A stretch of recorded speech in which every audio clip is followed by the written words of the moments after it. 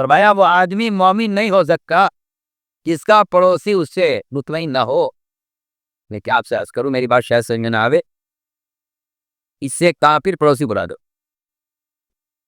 کیا میں آپ سے دل کی بات کہہ رہا ہوں؟ مجھے یقین ملا نہیں، مگر حقیقت یہ ہے جو میں کہہ رہا ہوں. کافر پڑوسی بتا، تم مومن نہیں ہو سکتے جب تک تمہارا پڑوسی تم سے مطمئن نہ ہوگی. سن لو، پڑوسیوں کو نمبر کرنے اور آپ کے گھر کا برابر میں ہے تو وہ آپ سے مطمئن ہو یا آپ کی ایمان کا کمال ہے. صرف یہ نہیں ہے کہ آپ مسلمان بھائی آپ سے مطمئن ہو، کیا مسلمان کا معاملہ ٹھیک کرے بھائی، ہمارا مسلمان بھائی کا معاملہ ٹھیک کرنا چاہیے. نہیں بھائی، ایمان جو کمال یہ ہے کہ اگر تمہارا پڑوسی یہ کہ آپ صلی اللہ علیہ وسلم کا آپ کا عمل آپ کا طرز یہ بتا رہا ہے کہ آپ میدان قتال میں جہاں اللہ اکبر جہاں غیر آپ کے مقابلے پر آ گئے ہیں وہاں بھی آپ ان کے ساتھ معاملہ اور وعدہ وفائی کر رہے ہیں. آپ سوچئے بدر کا واقعہ ذرا یہ جا کے آپ کو مثال دو. بدر کا موقع، صحابہ کی تعداد ہی کم ہو رہی، ادھر دشمن زیادہ. ایک آدمی کی قیمت جب چلا بدر کی طرف تو 2 صحابہ کو کافروں نے قید کر لیے، قید کر کے لے. ایک ان میں حذیفہ تھے، ایک حذیل، کہاں یہ 2 صحابی تھے، مست چکتی جو وہ سر وہ قید کر کے لے گئے کوپا. جی آپ ظاہر بات ہے کیوں قابل پر آئیے، قابل پر جنگ ہوتی ہے اور دھوکے توڑی جاتی ہے. یہ ڈاک لین سے موبائل انہوں نے 2 صحابی کو پیک کر لیا، لے گئے کوپا پکڑ کر اور لے جا کر بیڑی ڈال کے پیروں میں قید کر کے. ان دونوں کو فکر یہ ہوا کہ بھئی ادھر مسلمانوں کی مدد کرنی ہے، اللہ کے رسول صلی اللہ علیہ وسلم کی مدد کرنی ہے، ادھر میدان مقابلہ ہے اور ہم دونوں کو یہاں قید کر کے ڈال دیں. لوگوں نے ہمیں پکڑ لیا راستے میں سے، ہے نا، کیا ایسا بہانہ کر لے آئے ہیں موبائل ٹکرا غیر مسلم سے میدان قتال نہیں کیا وہ وعدہ پورا کیا جائے گا. ہمیں غیر مسلم سے معاملات سے وعدے کو پورا نہیں کرتے. وہاں میدان قتال میں غیر مسلم دشمن جو قتال کے لیے آ گئے، تو میں نے عرض کیا کہ ٹی وی پر لے گئے پکڑ کر، اور ان دونوں نے کیا چلی کہ دیکھے حجی سے کہ لڑائی اور جنگ یہ تو دھوکے اپنا کام ہے، دھوکے دلائی جاتی ہے.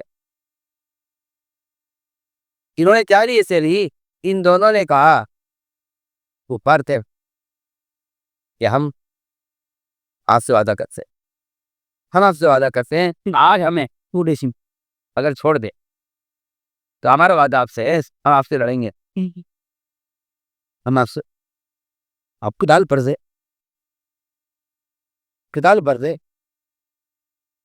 انہوں نے کہا ہم آپ سے لڑیں گے اور ہم آپ سے وعدہ کرتے ہیں کہ جو آپ سے لڑے گا ہم اس کی مدد بھی نہیں کریں گے. یہ کیا؟ اور صرف انہوں نے یہ زبانی بات کی، ان میں نہیں کہا نعوذ باللہ کہ ہم نبی کی مدد نہیں کریں گے اور ہم دشمن سے مقابلہ نہیں کریں گے، یہ نہیں تھا دل میں، زبان سے کہہ دیا صرف جان بچانے کے لیے. اور ظاہر بات ہے یہ تو سبھی جانتے ہیں کہ اگر عاصی کا دل ایمان کا مطمئن ہے تو زبان سے اگر ایسی مجبوری میں کوئی بات کہہ جائے تو اسی گنجائش ہے.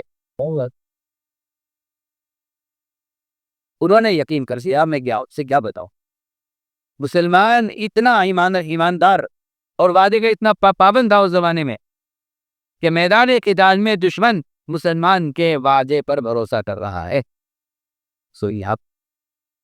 یہ انتہائی، یعنی میں کہتا ہوں کہ وعدہ بتائی کہ انتہائی سطح ہے یہ کو شیئر کر دو بھائی. ایک کافر مسلمان کو قید کر رہا ہے، پھر مسلمان کے وعدے پر یقین کر کے اس کو چھوڑا ہے. وجہ ٹھیک ہے، آپ وعدہ کرتے ہو ہم سے لڑو گے نہیں، کہ نہیں لڑے. اگر یہ کہا ہے اسے کہ ہم لڑیں گے نہیں تم سے تو تمہاری لڑنے کی گنجائش نہیں. یہاں پہ کیا سوچیے آپ. اللہ اکبر. وہ محمد صلی اللہ علیہ وسلم جو میدان قتال میں اپنے دشمن کے ساتھ وعدہ وفائی کروا رہے ہیں اپنے صحابہ سے، بہت کیسے وعدہ وفا ہوں گے. یہاں بیچارہ مسلمان گرمی کے اعتبار کے بیٹھ جاتا ہے، یا وہ سوچتا ہے چلیے صحیح مسلمان ہوتا ہو. ایک صاحب نے مجھے واقعہ سنا ہے، میں دیکھ میں حیران ہو. یہ میں آپ کو سچ واقعہ کہ بھائی میں امریکہ میں رہتا تھا اور میرا ایک پڑوسی دوست، سنو غور سے اور ویڈیو کو شیئر کر دو یار بھائی. میرا ایک پڑوسی دوست اور وہ دوستی بس بچپن سے تھی. میری امریکہ کی پیدائش ہوئی، وہیں میں نے پڑھا لکھا جو کچھ کیا اور میرے ساتھ پڑھتا تھا. وہ میں مسلمان تھا، وہ نصرانی. ہم دونوں بچپن سے ساتھ رہے، بالکل ایک ہی بات دونوں کی رہتی پر آپ لوگ رشتہ ہے ابا، ایک پرانا تعلق تھا. تو کہنے لگا میں تجارت میں نہیں تھی تو سن کے بہت مپلری ہوئی اور بہت مالدار ہو گیا. پھر کہنے لگا جی میں سفر پہ جا رہا تھا، میں نے خیال کیا کہ گھر پہ کوئی ہے نہیں، اتنا ہو پیچھے کوئی چوری دیکھے کی بھائی آئے. تو میں نے اپنے گھر کافی کی زیورات کی جواہرات سامان کے پیتا وہ ایک صندوق میں کیا اور میں قطار لگا کر تو اس کو دیکھا کہ یہ دوستی کو ضمانت یہ جا رہا گا. تو کیا ہے اسی میں نے بتایا کہ اس نے یہ سامان ہے، قیمتی سامان ہے، کچھ نقدی ہے، کچھ زیورات ہیں، کچھ قیمتی سامان ہے. ٹھیک ہے میں سفر تو واپس آیا. 2 دن کے بعد میں ملاقات کی اس سے میں نے کہا پہلا امانت آگے بڑھ رکھی ہوا دے دو. کیسے رہا کیسے رہا آپ کی نہیں ملاقات ہی نہیں ہو. وہ مال اتنا زیادہ تھا کہ اس کی نیت بگڑ گئی اور اس نے مسلمان دے کے دیا کہ آپ کے پاس آپ کی محبت ہے، ہمارے سے نہیں ہے، آپ کی نہیں تو ملاقات ہی ہو. اس نے کہا بھائی ایسا نہ کرو. اور سمجھو میں مذاق کر رہا ہے، دوست ہے مذاق میں ہوتے ہیں لوگ تھوڑا سا تفریح لینے کے واسطے پریشان کرتے ہیں. پہلے تو مذاق سمجھتا رہا، کئی روز گزر گئے تو میں کہا کیا بات ہے. میں کہا جی میں آپ سے صاف کہہ رہا ہوں، میرا آپ کا کوئی کوئی امانت نہیں ہے، آگے میری کوئی ملاقات تھی. تو پریشان ہو گیا اور وہ سوچنے لگا کیا کروں میں اس کے لیے، کیا راستہ اختیار کروں. اس کے دل میں آئی کہ میں اس کے پادری کے پاس جاتا ہوں، اس سے بات کروں. ان کے جو وہ پادری ہوتے ہیں ان کے بعد کیا جا کے اس سے کہا کہ بھائی دیکھو میرے ساتھ ایک مسئلہ پیش آ گیا ہے. میں دوست ہے، پرانا تعلق ہے، دفت ہے، لیکن میں نے اس کے اعتماد پر سامان اس کے بعد رکھ دیا. اس نے مجھے تم نے کوئی تحریر کوئی کچھ لکھوایا تھا، یعنی کچھ نہیں ضرورت نہیں لکھوانے کی. آج کل یہ بہت ہو رہا ہے لوگوں میں کہ بھائی یہ تو ہمارے بڑے ماشاءاللہ قریب ہے، ہمارے دوست ہیں، تو امید ہی نہیں ہے کہ ادا کریں گے. سکت پڑتی کیا ضرورت ہے، میاں لکھت پڑت تو وہاں ہوتی ہے جہاں دو جانتے جان پہچان نہیں ہوتی، تعلقات نہیں ہوتے. ہمارے آپ کے تو بڑے تعلقات ہیں. قرآن یہ کہتا ہے بل یکتب بینکم کاتب بالعدل، تمہیں چاہیے کہ لکھت پڑت کر لینا، اس لیے کہ شیطان دوڑتا ہے انسان کے خون کے ساتھ، وہ پتہ نہیں کب تمہاری نیت کو بگاڑ دے. لہٰذا لکھت پڑت ہونی چاہیے. تو پرنج پبوک دے رہا اس سے پوچھا تم نے کچھ تحریر کری کی؟ کچھ بھی نہیں، میں تو دوست تھا، دوست پر اعتماد کر لیا. کیا آج کے ایسے اعتماد کرنے والے لوگ بڑے پریشان ہیں، کیونکہ وہ اعتماد کی بنیاد پر، اور حالانکہ اعتماد کتنا بھی ہو لیکن مال کی محبت آدمی کو جو ہے کیا کہنا چاہیے کہ مال کی محبت بدمعاملہ بنا دیتی ہے. مال کی محبت آدمی کو بدمعاملہ بنا دیتی ہے. بے شک. وہ جی ٹھیک ہے نے کہا کہ میں جو کچھ ہے میں سچ بول رہا ہوں اور میں پریشان ہوں. اس نے کہا جی ٹھیک ہے میں آپ کو ایک خط دیتا ہوں، لیکن میری شرط یہ ہوگی کہ آپ اس خط کو پڑھیں گے نہیں، کھولیں گے نہیں. یہ خط دیا اس بچن سے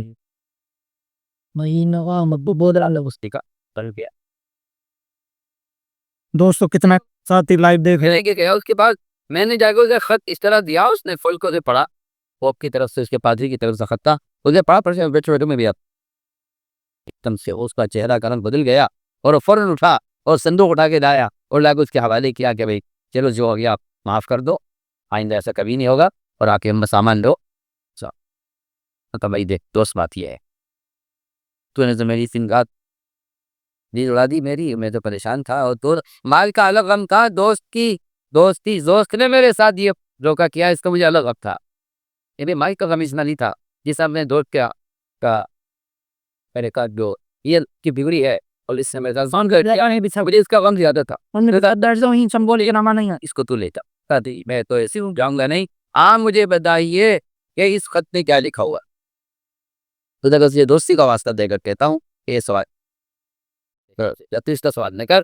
جب میں اس سے واسطہ دے کر کہتا ہوں کہ تم مجھ سے اس کا سوال نہیں کر. اس نے کہا دیکھو بھائی دوست یہ تو بتانا پڑا. میں تو مہینہ بھر خوشامد کر رہا ہوں.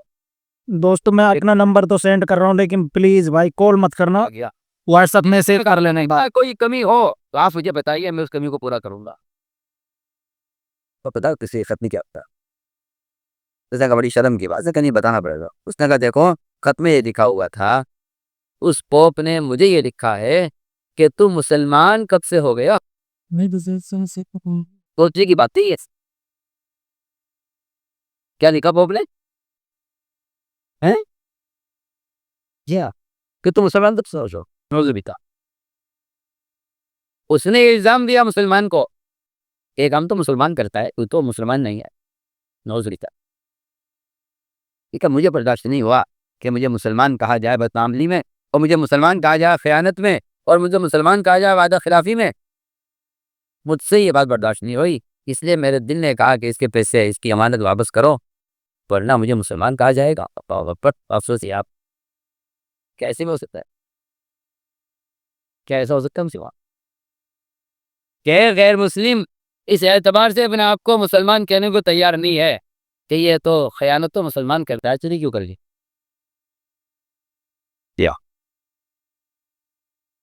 تو میں نے عرض کیا میرا عزیز پسند یہ ہے بنیادی چیزیں, ہمارے معاملات, ہمارے اخلاق, ہمارا معاشرہ, یہ ہے اصل چیزیں. ایسا نہیں ہے کہ آدمی فرائض ادا کر لے اور سمجھے کہ ہاں میں بھی مسلمانوں میں ہوں. اس لیے میں نے بے تکلف معافی دی کہ اسلام کے اجزاء اس طرح جتنے بھی اجزاء ہیں ان میں ایمان اس طرح پھیلا ہوا ہے, جیسا میں عرض کر چکا ہوں کہ سر سے لے کے پیر کے ناخن تک جس طرح روح سرایت کیے ہوئے اس طرح ایمان سارے احکام میں پھیلا ہوا. تو میں نے عرض کیا تھا کہ صرف کلمہ اور نماز اور حج اور زکوٰۃ اور روزہ یہ اسلام کی بنیادیں ہیں. تمام اسلام کے عمارت کا قائم کیا, حیات الطان قرآن قائم کیا ہے حضرت نے. ایمان کی حقیقت اور اس کا کمال, اور اس میں عجیب و غریب ایک واقعہ نقل کیا ہے کہ آپ صلی اللہ علیہ وسلم کی خدمت میں ایک جماعت لائی گئی, کیونکہ اس زمانے کا طریقہ یہ نہیں تھا کہ اسلام لکھ کر نشر کرتے رہو, پھیلاتے رہو. یا اب تو خیر حدی ہو گئی, اب تو تند موبائل ہے اور اسی میں علم ہے, اسی میں قرآن ہے, اسی میں فلم دیکھ لو, اسی میں ریڈنگ دیکھ لو, اسی میں عریان دیکھ لو, اسی میں قرآن دیکھ لو. جی آپ تو کوئی تمیز ہی نہیں رہی کہ کیا صحیح ہے کیا غلط ہے, کیا چیز کہاں ہونی چاہیے کیا چیز کہاں ہونی چاہیے. کیا ایک ایسا فتنہ پیدا ہوا ہے جس کا اللہ تعالیٰ خیر دباز علماء نے تو میزائل کا ہے. یعنی وہ تباہی لائے گا دین میں جو تباہی کسی بڑے میزائل سے کسی آبادی پر ہو سکتی ہے. اس کو آپ یہ کہتے ہیں کہ ہاں یہ بھی طریقہ ہے, وہاں یہ طریقہ نہیں. وہاں طریقہ یہ تھا کہ آپ عملی اسلام لے کر کے رہیں, آپ اپنا عملی اسلام لے کر ملکوں میں جائیں اور وہاں کے لوگوں کو اس عملی اسلام کی دعوت دے کر انہیں سکھلاتے ہوئے مدینے لے کر آئے. یہ میں آپ سے بہت ضروری بات ہے. ان کی بات لوگوں تک پہنچا دینا یہ کوئی تعلیم کا اور تربیت کا اور ہدایت کا طریقہ یہ نہیں تھا. میں آپ سے بالکل بے تکلف کہہ رہا ہوں, سمجھ کر کہہ رہا ہوں. تعلیم کا, ہدایت کا, تربیت کا طریقہ یہ نہیں تھا کہ لوگوں تک دین پہنچا دیا جائے, بلکہ ہدایت کا, تعلیم کا, تربیت کا اور عمل کی استعداد پیدا کرنے کا طریقہ صرف یہ تھا کہ لوگوں کو ان کے ماحول سے نکال کے عمل کے ماحول میں لایا جائے.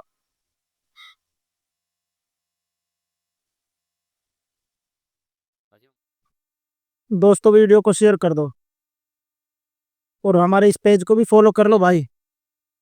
آپ کو پورا حضرت جی کا بیان سنائیں گے انشاءاللہ، دعا کی سنائیں۔ ان سے ملکوں میں ہجرت کرائی جاتی رہی ہے، ملکوں میں علم مراکز قائم کرنے کے لیے۔ جی ہاں، کہ کوئی طریقہ نہیں تھا کہ لکھ کر نشر کرتے رہو تاکہ لوگوں تک حدیث پہنچ جائے، یہ کوئی طریقہ نہیں تھا۔ چنانچہ جماعت مدینہ منورہ سے روانہ ہوئی، مدینے سے جماعت روانہ ہوئی، ایک علاقے میں گئی، وہاں کے لوگوں کو دعوت دین میں تیار کیا، اور یہ نہیں کیا کہ وہاں ان کو دین دے بتا کر سمجھا کر اور ان کو عمل بتا کر چھوڑ کر آ جاتے کہ ہمیں ٹھیک ہے آپ یار اور دین پر رہو، انہیں ساتھ لے کر آئے۔ وہاں سے یہاں لانے تک ان پر وہ محنت ہوئی ہے، ان پر وہ محنت ہوئی کہ اس محنت نے ان کو سفر میں ہی اس قابل کر دیا کہ حضور اکرم صلی اللہ علیہ وسلم کی ان سے پہلی ملاقات میں آپ صلی اللہ علیہ وسلم نے ان کو کامل مومن اور کامل صفات والا، بلکہ یہاں تک کئی روایت میں ہے کہ یہ تو خریدے کے سب نبی ہو جاتے، اور ان کے اندر تو اعلیٰ صفات ہیں، اور ان کے اندر تو وہ اعلیٰ اعمال ان کے اندر ہیں، اور یہ اخلاق اتنے اچھے ہیں کہ یہ قریب تھے کہ سب نبی ہو جاتے۔ فرمایا سے یہ تو دین کی سمجھ رکھنے والے کو کہا ہے۔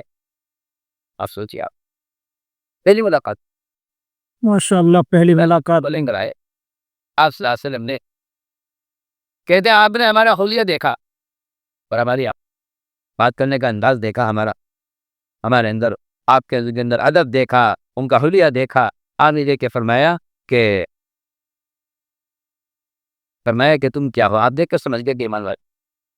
وہ کہتے ہیں آپ نے ہمارے ایمان کو نہ انہوں نے نماز پڑھی، کیا کہ نماز پڑھی تھی انہوں نے، آپ نے نماز پڑھتے دیکھا ان کو، نہ زکات دیتے دیکھا ان کو، نہ ان کو حج کرتے دیکھا آپ نے، نہ ان کو روزہ رکھتے دیکھا آپ نے، کسی کوئی فریضہ کرتے ہوئے نہیں دیکھا۔ آپ صلی اللہ علیہ وسلم نے کہا جا رہے بھائی، ارے آپ کے سوٹ دے بیٹھ جاؤ بھی، ٹھیک تو بھی دلی میں اجتماع کر کے آیا، ماشاءاللہ دلی والے جم کے بیٹھے ہوئے تھے، وہ یہ تو حیرت ہوئی آپ کیسے اٹھ گئے، میں ضروری بات عرض کر رہا، بھائی فون مت کرو کوئی بھی ساتھی، کسی کو زیادہ اس لیے کا تقاضا ہو خاموشی سے چلا جا کر شیطان آگے رہ جاتا۔ ہمارے ایمان کو نہ ہماری نماز سے پہچانا، نہ روزے سے، نہ زکات سے، نہ حج سے، نہ تلاوت سے، کیسے آپ نے ہمارے ایمان کو ہمارے بدی سے مائتا ہو۔ اسے میں بہت تاکید سے بار بار کہہ رہا ہوں کہ مسلمان کو چاہیے اپنے حلیے سے اپنا کو مسلمان ظاہر کرے۔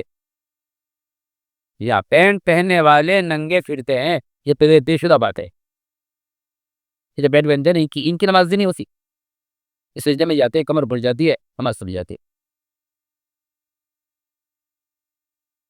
سب کان کھول کے سنے جو میں کہہ رہا ہوں، پینٹ پہننے والے وہ ایک یہود و نصارہ کے لباس کے عملی داعی ہیں، پینٹ پہننے والے غیر مسلم کے طریقوں کے عملی داعی ہیں، ان پر ڈبل گناہ ہوگا، ایک ان کا لباس غیر سنت کے خلاف ہے، اس کا گناہ، اور دوسرے غیر مسلم کے طریقے کے داعی ہیں، عملی داعی ہیں، اس کا گناہ ہوگا۔ جی ہاں، آدمی اگر کوئی عمل خلاف سنت کر رہا ہے تو اس پر ایک گناہ ہے، اور اگر اس کا وہ عمل دوسرے دیکھ رہے ہیں تو اس پر ڈبل گناہ ہے، اپنے طریقے پر عمل نہ کرنے کا گناہ اور غیر مسلم کے طریقے کو رائج کرنے کا بھی گناہ اسی کے سر پر ہے۔ میں تم سب سے کہہ رہا ہوں، اگر کوئی مسلمان پین پہنتا ہے، شب پہنتا ہے، تو یہ فاسقوں کا لباس ہے، کافروں کا لباس ہے، یہود و نصارہ کا لباس ہے۔ حدیث میں صاف فرمایا جو مسلمان غیر مسلم کا لباس پہنے گا وہ کافر کی طرح اللہ کا دشمن ہو جائے گا۔ اب آپ خود ہی فیصلہ کر لو کہ آپ اللہ کے دشمن بننا چاہتے ہو، دوست بننا چاہتے ہو، آدمی خود فیصلہ کر۔ اللہ اکبر، یا آپ خود فیصلہ کرو، حدیث میں تو یہ ہے صاف فرمایا من رغب عن سنتی فلیس منی، من نشأ في الكفر من۔ آپ کتنی روایتوں کا انکار کرو گے؟ کہاں تک قابل کرو گے؟ تو غیر مسلموں کے طریقوں کے چلنے کی کوشش میں حدیث کا انکار کہاں تک کرو گے؟ میں پوچھتا ہوں، بس سارے بعض نوافتے دین ہے، یہ ہماری چکری ہے، نوافتے دین ہے، تم بتاؤ تم حدیث کا انکار کہاں تک کرو گے؟ کب تک کرو گے؟ سوچ، واحد صاحب کا آدمی لکھا ہے مسلمان کے لیے پنڈت کا لباس اور انگریزی لباس دونوں برابر ہیں. صحیح میں آ رہی بات؟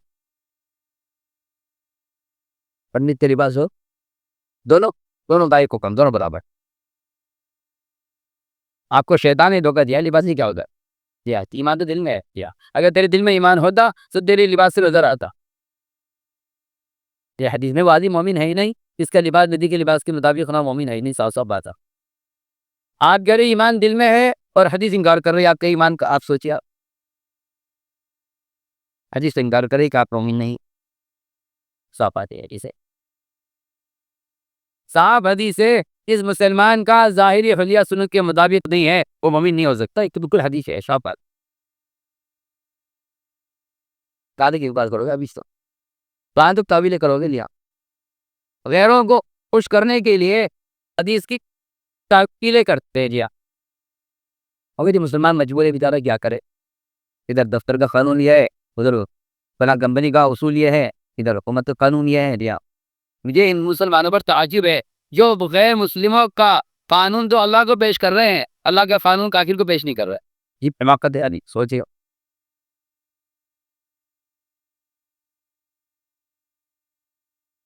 آسفوں نے جاہلوں نے یہ مزاج بنایا ہے کہ اسلام کو کوئی لباس نہیں ہے. یہ تو دیتے جاہلوں نے بنایا ہے کہ اسلام کو کوئی لباس نہیں ہے. پاگل قدم کے لوگ یعنی جس کی عقل ماری جاوے, جس کا دل گمراہ ہو جائے, وہ یہ بات کہہ سکتا ہے کہ اسلام کا میں کوئی لباس نہیں. صادر لباس پڑتا جو آتی کے بدن کو یہ حیت کو چھپائے. حیت تو چھپانا فرض ہے, کھال چھپانا فرض نہیں ہے. پہن پہننے والے کھال چھپاتے ہیں, بدن نہیں چھپاتے. صاف صاف بات.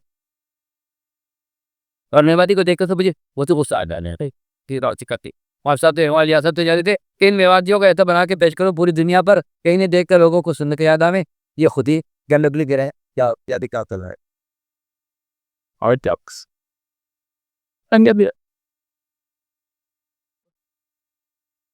اور ترقی کہتے ہیں. ترقی ہو رہی ہے ترقی جو غیر مسلموں کے راہ کے طریقوں میں ترقی یقین کرتے ہیں وہ یاد رکھیں کہ پھر ان کا حشر بھی کے ساتھ ہو گیا ہے آخرت. یہ حدیث ہے منتخب قوامین, جو آدمی جس کا طریقہ دنیا میں اختیار کرے گا وہ اسی کے ساتھ رہے گا. ہم سے صاف تو رسا. اس نے میری بات یاد رکھنا جو میں کہنا چاہتا ہوں, نوٹ کر لے. 3 شرطیں اگر پائی جاتی ہیں ان لوگوں کے لیے جنہیں کوئی قانونی وہ پوری پیش آ گئی ہے کہ جی کیا کریں, ہم تو اسی شرعی لباس میں رہنا چاہتے ہیں لیکن ایک مجبوری ہے. یہ کیا مجبوری ہے؟ سوال کیا مجبوری ہے؟ یہ مجبوری یہ ہے کہ وہ کمپنی میں ملازم ہوا ہے. کمپنی کا اصول یہ ہے. میری بات دھیان سے سننا بہت. جی ٹھیک ہے, کمپنی کا قانون یہ ہے کہ آپ تمہاری آصف بھائی پھر آپ کیوں دیکھ رہے ہو؟ 50,000 روپے تنخواہ دے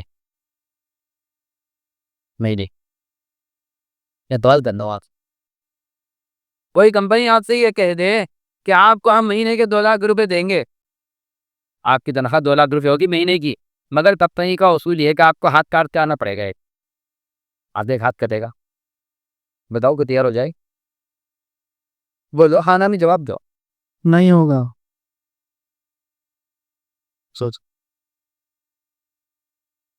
سوچو. یہ آج کل کدھے اور عقل سے پیدل جن کا کہنا ہی ہے کہ اسلام میں اتنی تنگی نہیں ہے, یہ اسلام کو مٹانے والے اصل مجرم یہی ہے. اللہ کے نزدیک اصل مجرم یہی. بتا میری بات کو, جب کمپنی کہتی ہے آپ کا ایک ہاتھ کٹے گا, ہماری کمپنی کا قانون ہے, بتائی کوئی میں کہتا ہوں کوئی خاندان تیار ہو جائے گا پر ہاتھ کٹوا دو, ایک ہاتھ کٹوا بتا ہے. یہاں پورا خاندان آپ کے ماشاءاللہ 15 بچے ہیں آپ کے کس طرح پلیں گے, بچیوں کی شادی بھی ہونی ہے. اگر ایک ہاتھ کٹنے سے آپ کو 2 لاکھ بھی تنخواہ ملتی ہے تو لے لو. بتاؤ کوئی مان لے گا اس کو؟ ارے کوئی ہے تمہیں ہاں نہ میں جواب دینے والا؟ نہیں مانے گا. عجیب حال. اگر دنیا کے لیے آپ کی انگلی کٹے تو آپ تیار نہیں، اور اگر دنیا کے لیے آپ کی سنت کٹے تو آپ کہیں ہاں کوئی بات نہیں، استفسار بھی کر لیں گے، اور صاحب یہ مجبوری ہے، اب کیا کروں آپ بتاؤ، وہ بھی کہنا آپ ہی کیا کیا جا سکے، مجبوری ہے. ہاں ٹھیک ہے، آپ سے بے دخل بات کر رہا ہوں. ویڈیو کو شیئر کر دو یار بھائی پلیز. حضرت تھانوی رب اللہ علیہ کے پاس پہلے علماء اللہ متبی علماء ہوتے تھے، وہ مجاہد تیار کرتے تھے، یہ بیچارے ملازم تیار کرتے ہیں. آج کل کے لوگ ملازم تیار کرتے ہیں، ہمارے بڑے مجاہد تیار کرتے تھے. اللہ کا معلوم دیا گیا ایک بہت اچھی ملازمت مل رہی ہے حکومت میں. دیکھیے ایک ایسی مجبوری آ گئی ہے کہ وہ مجھے ننگا کر کے میرے پورے بدن کو لے کے گئے، اور بدن پہ چھپانا فرض ہے. سنیے آپ، بدن چھپانا فرضی بدن چھپانا فرض ہے، لیکن وہ میرے پورے بدن کو لے کے گیا. میں اس سے پوچھنے آیا ہوں کہ میں کیا کروں، یہ ملازمت لے لوں ضروری ہے، اور یہ ان کا قانونی کوئی چیز ہوگی بھوشیہ کریں گے. بندہ بیکی سے بہتر یہ ہے، اپنے دین کو بیچنے سے بہتر یہ ہے کہ کہیں مٹی ڈھولو اور اس سے اپنے گھر والوں کا گزارا کر لو، وہی ملازمت چھوڑ لو. جی ہاں، یہ نہیں کہا مجبوری ہے چلو تو مجبوری.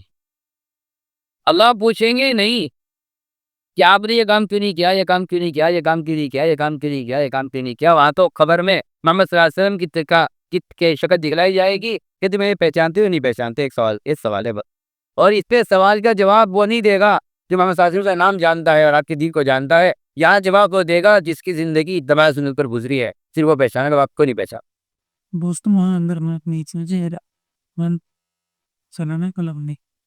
کسی مسلمان کو اپنے لباس میں یا اپنی شکل میں سنت کے مطابق ہونے میں شرم آئے کسی ماحول میں، یہ اس کے ایمان کے میں فرق کی علامت ہے. جس کا ایمان کھوکھلا ہو جاتا ہے اسے غیروں کے سامنے سنت عمل کرنے میں شرم آتی ہے. وہ سیدھی بات، اس کا ایمان کیا ہو جاتا ہے؟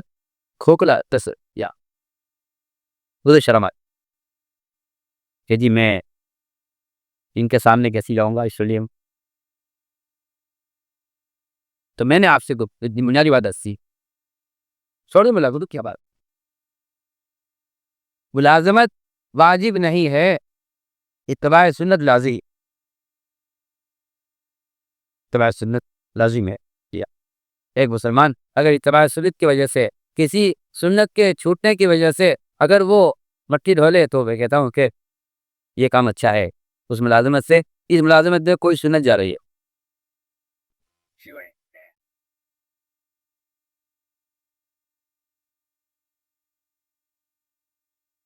کیا ایسی شکل ہو سکتی ہے کہ ہم اللہ کے ہم اللہ تعالیٰ کے ہاں بری ہو جائے اس گناہ سے دیا. تو اس کے لیے 30 شرطیں. پہلی شرط یہ ہے کہ آدمی اس کے لیے پوری کوشش کرے. یہ کرنے کا میڈیم بہت ہے، ہوتی ہو کیا ضروری ہے بتائیے آپ. واجب اداری کر کیا ہے، واجب ہے یا گناہ کبیرہ ہے، فاسد اداری کاٹنے والا آپ کے لیے مجبوری ہے. تو میں نے عرض کیا کہ ہمارے بڑے مجاہد تیار کہتے، انہوں نے کہا تم اس مجاہدوں کو کر لو،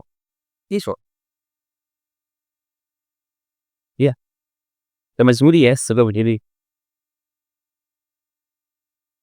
تو میں نے عرض کیا میرے دوست صاحب کو اصل بات پہ کہ آپ صلی اللہ علیہ وسلم کے یہاں جو بات آئی آپ نے طور سے دیکھ کے پہچان لیا ان کا خود سے کہ یہ مسلمان ایسے. آج مسلمان سے نام پوچھنا پڑتا ہے، سلام کرنے کے نام پوچھنا پڑتا ہے، اور یہ قیامت کی نشانیوں میں سے ہے. اور یہ روایت کا مطلب ہے کہ قیامت کے قریب لوگوں کا حال یہ ہو جائے گا کہ لوگ اسلام کی علامتیں کھو دیں گے اور مسلمان نظر یعنی مسلمان پہچان میں نہیں آئے گا اپنے خدی کی وجہ سے۔ یہ ہے حد کا مطلب اتسم البارہ من اشراط الساعہ کا مطلب یہ حدیث ہے بتائے کہ آدمی پہلے مسلمان کو جانے گا پہچانے گا پھر سلام کرے گا، یہ ہے حدیث کا مطلب اتسم البارہ من اشراط الساعہ۔ تو آپ نے بوزے کے پہچان لیا کہ یہ سب السلام علیکم محمد معلوم ہے۔ آپ نے پوچھا تم کون ہو، کیا ہو تم؟ سب نے کہا جو ایمان والے ہیں۔ بھائی کیا علامت ہمارے ایمان؟ اللہ اکبر، انہوں نے اپنے ایمان کی جو علامتیں بیان کی ہیں۔ اللہ اکبر، میں کہتا ہوں اتنا مختصر اور اتنا آسان، اتنا دین آسان، اتنا آسان دین اور اتنا مختصر۔ کجی آپ کی جماعت آئی تھی ہمارے پاس،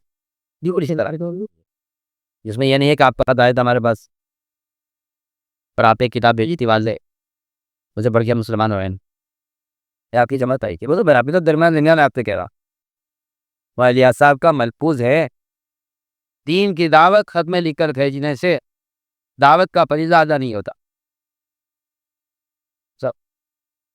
دین کی دعوت خط میں لکھ کر بھیجنے سے دعوت کا فریضہ ادا نہیں ہوتا۔ بے شک یہ ایسا ہے جیسا پانی ہوتے ہوئے کر لے۔ لیکن اصل بات یہ ہے کہ داعی کا مجاہدہ اور اس کی اس راستے کی تکلیفیں جو پیش آتی ہیں، گرمی کی، سردی کی، وطن چھوڑنے کی، گھریلو تقاضوں کو چھوڑنے کی، اس سب کو چھوڑ کے جو نکلا ہے اس کی بات اثر کرے گی مطلوب پر۔ بے شک جی یہ جو آج کل ایک فتنہ پیدا ہوا ہے مسلمانوں میں، یہ کیا ضروری ہے خدا کے دعوت دینا جو بات کے پہنچانے کے ذرائع ہیں؟ ایسا معلوم ہوتا ہے کہ اللہ کے راستے کے خروج کو روکنے کی یہ ایک دھوکہ ہے، ایک سازش ہے، جسے کہا جائے کہ بھئی کیا ضرورت ہے پڑھنے کی جب بات کے پہنچانے کے ذرائع ہو گئے۔ میں کہتا ہوں آگ سے اس زمانے میں بھی ڈاک کا نظام قائم تھا، ایک ملک سے دوسرے ملک، علاقے سے علاقوں میں خطوط پہنچائے جاتے تھے، لیکن آپ صلی اللہ علیہ وسلم نے آپ نے دین کی دعوت ڈاک میں نہیں بھیجی ہے، آپ نے دین کی دعوت کے لیے جماعت سے بھیجی۔ جی آپ گندے موبائلوں میں باتیں نشر کر کے سمجھتے ہیں کہ یہ بھی طریقہ دین کی بات کے پہنچانے کا ہے۔ وہاں آپ صلی اللہ علیہ وسلم نے اس زمانے میں ان ذرائع کو چھوڑ کر یہ ڈاک سے نہیں بھیجا جاتا تھا، آپ نے جماعت بھیجی۔ وہ جماعت گئی، انہوں نے جا کے ملاقات کی، وہ جماعت انہیں تیار کر کے لائی کہ آپ کی جماعت آئی تھی ہمارے پاس، یہ جماعت موجود تھی ادھر، وہ وصول کے لائے گئے وہ لوگ کے انہوں نے ہمیں یہ بتایا کہ بعض باتوں پر ایمان لاؤ۔ جی ہم اللہ پر ایمان لائے، پابند کے چکا ہم اللہ پر ایمان لائے ہیں، ہم نے اللہ کو اپنا رب مانا ہے۔ میری بات یاد رکھنا، اللہ کو رب ماننے کا مطلب یہ نہیں بندہ صرف کہ جی وہ پالن ہار ہے، کوئی پالنے والا، کھلانے والا، جلانے والا، روزی دینے والا، پانی پلانے والا، موت حیات دینے والا، شفا بیماری دینے والا۔ جی لوگ اتنا کہ فارغ ہو جاتے ہیں، لوگ اتنا کہ فارغ ہو جاتے ہیں، حالانکہ رب اللہ اکبر۔ آپ غور کیجئے، قبر میں ایک سوال ہوگا من ربو کا، قبر میں ایک سوال آواز ہوگا من رب من ربو کا۔ اس سوال کا مطلب قبر ہی کیا؟ بتاؤ کیا؟ بتاؤ جی کیا؟ میرے سے بولو، اس سوال کا مطلب کیا ہے من ربو کا؟ جی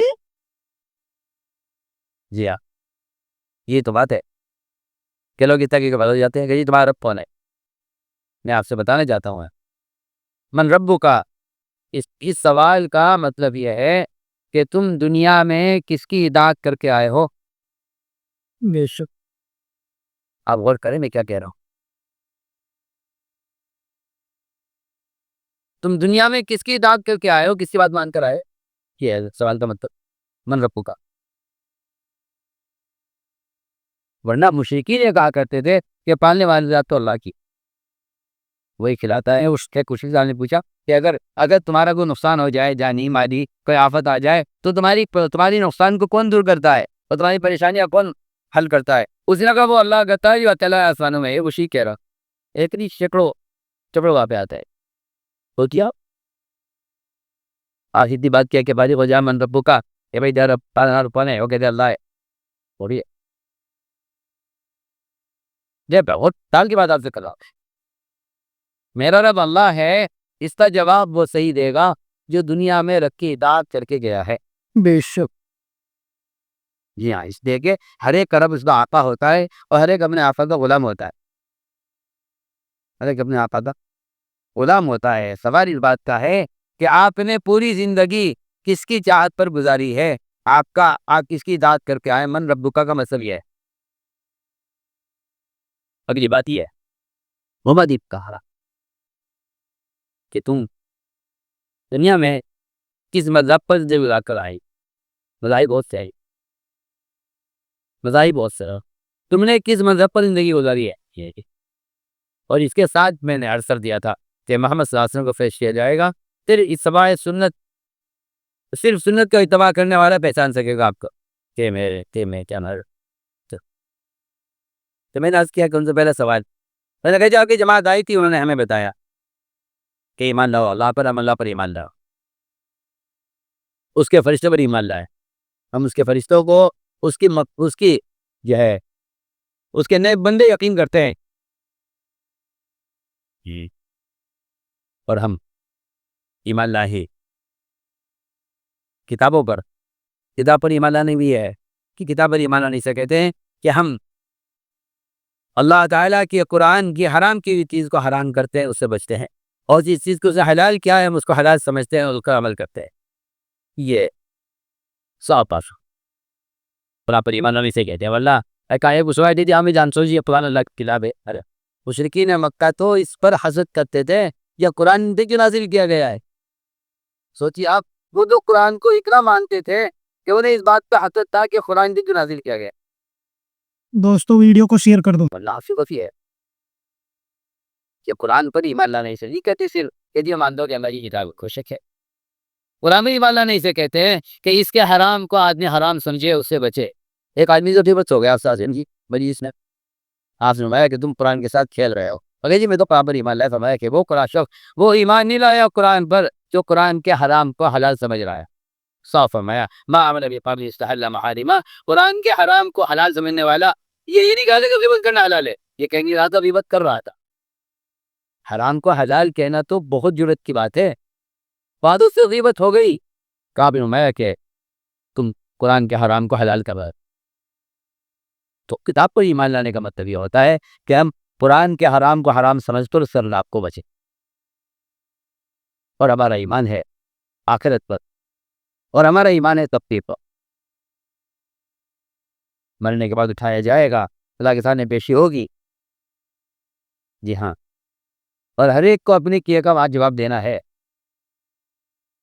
وہ ایسا خوفناک ماحول ہے اللہ اکبر، جس ماحول میں انبیاء علیہ السلام بھی وہ ڈرے ہوئے اور ساری امتیں اپنے پٹکا کا بل پڑی ہوئی ہوں گی. اللہ تعالیٰ پر حرض کے سامنے فرمایا کہ ایسا خوفناک دن ہوگا اللہ اکبر کہ جو بچے کو بوڑھا بنا دو. بچے کو بوڑھا بس یاد رکھو آخرت سے وہی لوگ غافل رہ سکتے ہیں جو دنیا میں مشغول ہے.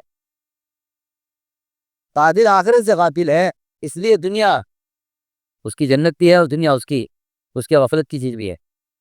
لیکن مومن وہ آخرت کا طالب ہے، اس لیے وہ دنیا میں دین سے غافل نہیں. اسے معلوم ہے کہ آخرت کی جو کامیابی ہے وہ دنیا میں حکم برا کرنے پر ہے.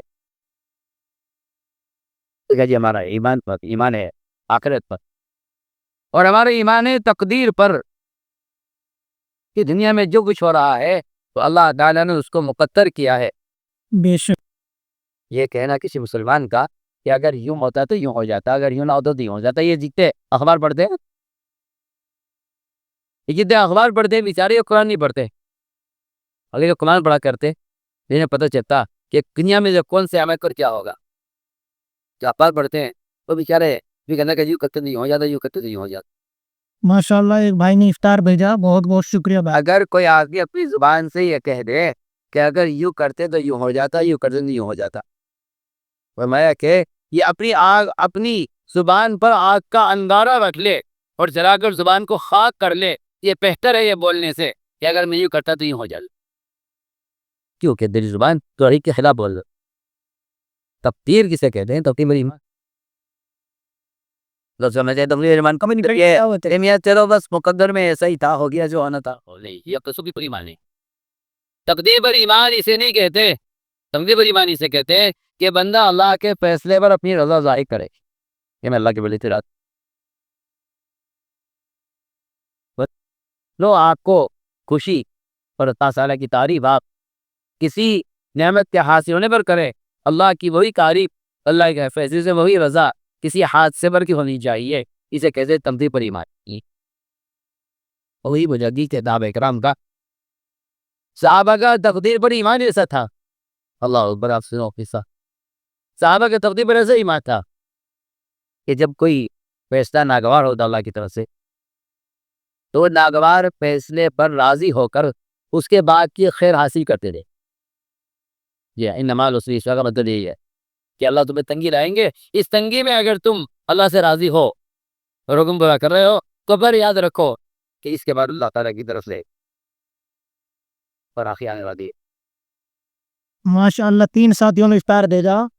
اللہ تعالیٰ آپ کو جزا خیر عطا فرمائے. فیصلے سے راضی ہونا، اللہ کے فیصلے سے راضی ہونا، یہ ہے تقدیر پر ایمان. تقدیر پر ایمان یہ ہے کہ بندہ اللہ کے فیصلے سے راضی ہو. اس کو کہتے ہیں اللہ پر تقدیر پر ایمان کہ بندہ اللہ کے فیصلے سے اپنی رضا ظاہر کرے کہ اللہ میں تیرے فیصلے سے راضی ہوں. ورنہ حال ہی ہمارا یہ ہے جو چیز ناگوار پیش آتی ہے اس پر ناراض ہو جاتی ہے اللہ سے اعوذ باللہ. اور کیا اللہ دلاتی ہو جاتے ہیں کہ نہیں الحمدللہ رب العالمین کا مطلب یہ ہے میں اے اللہ میں تیری طرف سے آنے والے ہر فیصلے پر تیری تعریف کرتا ہوں. میں تیرے ہر فکر تیری تعریف کرتا ہوں. تو کہہ دیا ہمارا ایک پر ہمارا ایک. اگلی بات یہ ہے کہ 5 باتیں جو آپ کی جماعتیں میں آ کر سکھلائی ہیں ان پر ہمارا عمل ہے. پہلی بات یہ ہے کہ ہم شہادت دینی گواہی دیں. ہم شہادت دینی گواہی دیتے ہیں. ہمیں اس معلوم ہوتا ہے کہ چل پھر کر اللہ کی توحید کو بیان کرنا لوگوں میں اور اللہ تعالی کی رسالت کو امت کو سمجھانا یہ ایک عمل ہے. یہ صرف افکار رسائل کا کام نہیں ہے، اس کو عمل نے سمجھ دیا. یہ ایک آدمی جانتا ہے کہ اللہ ہے کہ اللہ تعالیٰ کے اللہ محمد اللہ کے رسول ہیں، توحید اور رسالت کا آدمی دل میں علم رکھے. یہ عمل نہیں ہے. عمل یہ ہے کہ آپ اللہ کی توحید و رسالت کے لوگوں کو دعوت دیں.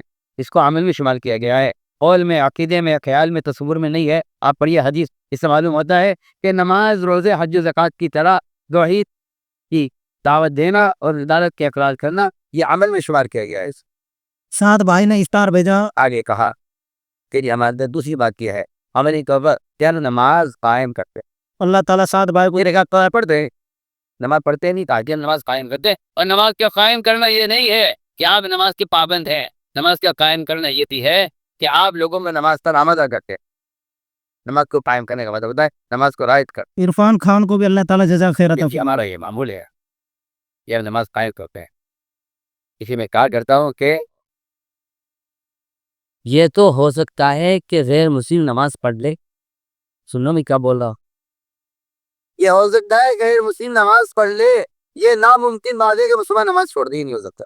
بے شک یہ ہو سکتا ہے کہ غیر مسلم نماز پڑھ. واضح بن اسقر رضی اللہ عنہ غیر مسلم تھے، اسلام نہیں لائے تھے. اسلام نہیں لائے، ابھی کلمہ نہیں پڑھا، ابھی اسلام قبول نہیں کیا. مدینہ منورہ میں آئے، دیکھا سارے مسلمان کے بائیں فتح میں نماز میں. انہیں باہر کوئی مسلمان نہیں ملا جس سے ملاقات کرتے. سنیے آپ، کوئی مسلمان، ایک مسلمان نہیں ملا باہر.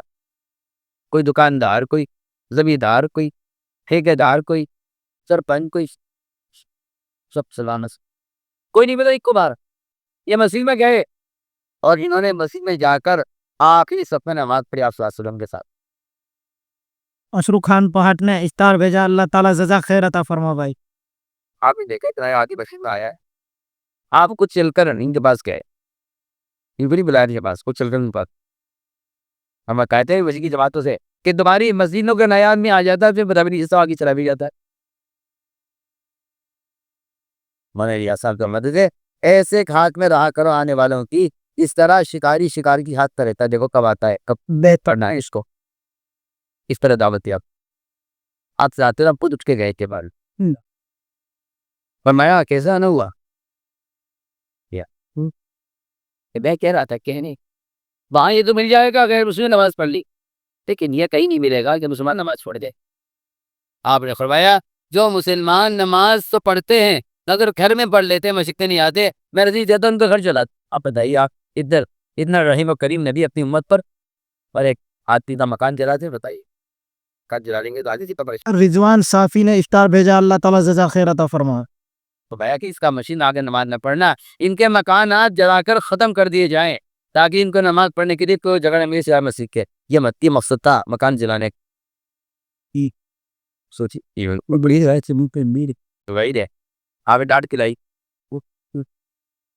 سے پوچھا گیا کہ اگر ایک آدمی نماز تو نہیں چھوڑتا، پابندی سے پڑھتا ہے۔ آج کے لوگوں کا مزاج ہے اپنے دفتر پڑھ لی، اپنے گھر میں پڑھ لی، ماں پڑھ لی، یہاں پڑھ لی، بس ہی تو بہت دور ہے، ماں کہاں جائے گی۔ محمد ارشاد نے اسٹار بھیجا تھا سامنے، بیان سنو بھائی اور اسٹار بھیجتے رہو اور فالو بھی کرتے رہو، بیان کو غور سے سنو، انشاءاللہ 3 دن کا بیان آپ کو روز سنائیں گے انشاءاللہ۔ آپ پیج کو فالو کر لو۔ مسجد دو ہے، بس مسجد کو جانے کا، مسجد دو ہے کہ مسجد کیا جانا ہی پڑھ لو۔ یعنی میں کہتا ہوں دفتر کے ملازم کا دفتر میں جانا تو کسی بھی طرح ہو جائے گا، اللہ کے گھر پہ جانے کے لیے انتظام نہیں ہے، یہیں پڑھ لو نماز، مسجد جانے میں انتظام نہیں ہے۔ حالانکہ ہر قدم پر درجے کی بلندی، ہر قدم پر گناہوں کی معافی، صحابی چھوٹے چھوٹے قدم اٹھا رہے ہیں کی طرف۔ ابھی کیا بات ہے، سوچتے چلے کہ جتنے زیادہ قدم ہوں گے تو گناہ معاف ہونے کے درجے بڑھتا ہوں میں۔ تو فرمایا رسول اللہ علیہ وسلم نے کہ جو آدمی گھر میں نماز پڑھ لیتا ہے، حالانکہ ایسا معذور آدمی جس کو اٹھایا بھی جا سکتا، اس کو لانے والا کوئی نہیں ہے، جو بغیر سہارے کے قدم ہی اٹھا سکتا زمین سے، جن کا قدم ہی رکھ سکتا بغیر سہارے کے۔ فرمایا کہ اگر ایسی حالت نہیں ہے تو مسجد نہیں آتا۔ فرمایا کہ جو آدمی مسجد میں نہ آئے اور جمعہ اور جماعت کی نماز میں شرکت نہ کرے، ایسا آدمی کا ٹھکانہ جہنم ہے۔ اللہ اکبر۔ تو سوچے بھائی، نماز پڑھنے والے کے بارے میں بات ہو رہی، تم دورے میں کیا بول رہا؟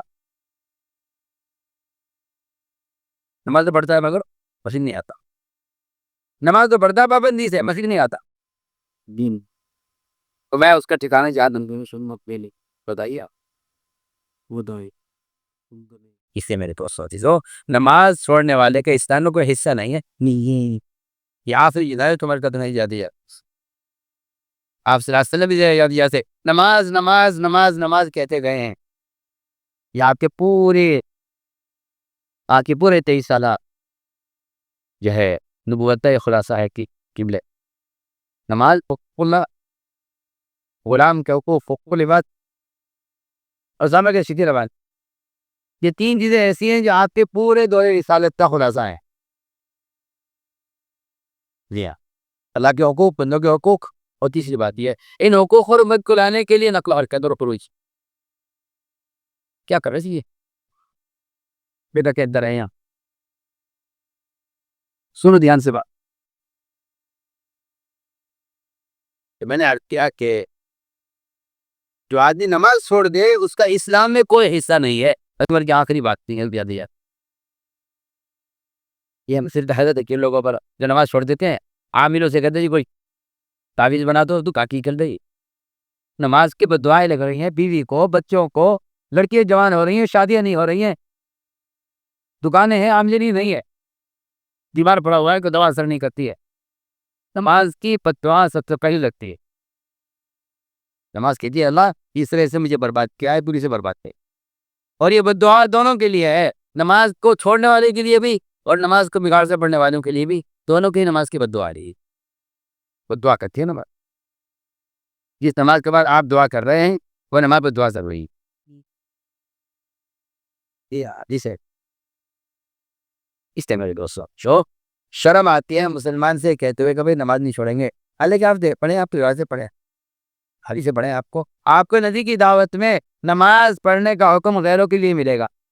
ابو سفیان نے کہا تھا بخش سے تو آنے نماز کا حکم دیتے ہیں، تانی عمر علیہ الصلوۃ حدیث ہے پڑھی آپ۔ ابو سفیان نے کہا تھا کافی بادشاہ سے، جب وہ خود کافی تھے ابو سفیان، کہ محمد ہمیں نماز پڑھنے کا حکم دیتے ہیں، تو میں کو آپ تو بہت بنیادی بات کہہ رہا ہوں. کسی مسلمان سے کہنا بھائی نماز پڑھا کرو، یہ تو بڑی تعجب کی بات، بڑی تعجب کی بات. کسی اچھے بھلے صحت مند آدمی سے کہنا بھائی کھانا کھایا کرو، یہ کھاتے ہی کیا بات ہے، آپ ادھر بتا رہا تھا. اس سے زیادہ تعجب کی بات ہے کسی مسلمان کو نماز کے لیے کہنا جسے لحاظ کے صبح نماز چھوڑ دی، اس کو تصور ہی نہیں ہے کہ آپ صلی اللہ علیہ وسلم نے نماز پڑھنے کا حکم تو کافروں کو نہیں دیا ہے، اور ممی کو نماز کے درست کرنے کا حکم دیا ہے. نماز کو درست کرنے کا اور نماز کو دنیا میں رائج کرتا ہے. اس لیے میں تو کہہ رہا تھا کہ مسلمان سے شرم آتی ہے نماز کے لیے کہتے ہوئے، کیونکہ مسلمان سے نماز کے چھوڑنے کا کوئی امکان، کوئی تصور نہیں ہے کہ مسلمان نماز چھوڑ دے. تو مسلمان کیا نماز، اس لیے تاجہ نماز قائم کر کے. اور ہماری عادت ہے ہم رمضان کا روزہ رکھتے ہیں. یہ دیکھیے کہ جماعت وہاں سے وصول کر کے لائی گئی ہے، جو اپنے سارے اعمال بتا رہی ہے کہ یہ کرتے ہیں، ہم یہ کرتے ہیں، یہ کرتے ہیں. یہ کتنا عرصہ گزرا ہے جماعت کو وہاں سے لے کر چپ کے آنے میں، مدینے پہنچانے میں، اس درمیان میں ان سے سارے اعمال کرائے. اللہ کو ضرورت ہے. ہمارا ایک عمل یہ ہے اپنے مالک کو زکات دیتے ہیں. جو لوگ زکات نہیں دیتے ان کا مال ناپاک ہے، ان کا مال ناپاک. یہ زکات نہیں دیتے ایسے سب رائے دے پر حدیث اللہ اکبر، یہ سب رہی بڑی سب فرمایا کہ ان کے پیشانیوں کو، ان کے بیلوؤں کو اور ان کی کمر کو ڈالا جائے گا اس مال سے جو آپ نے جمع کیا. کیوں؟ انہیں کہ جب محتاج آتا ہے زکات کا مستحق آتا ہے، جب زکات کا مستحق آتا ہے تو یہ مستحق کو دیکھ کر ان کی پیشانی پر بل پڑ جاتے ہیں.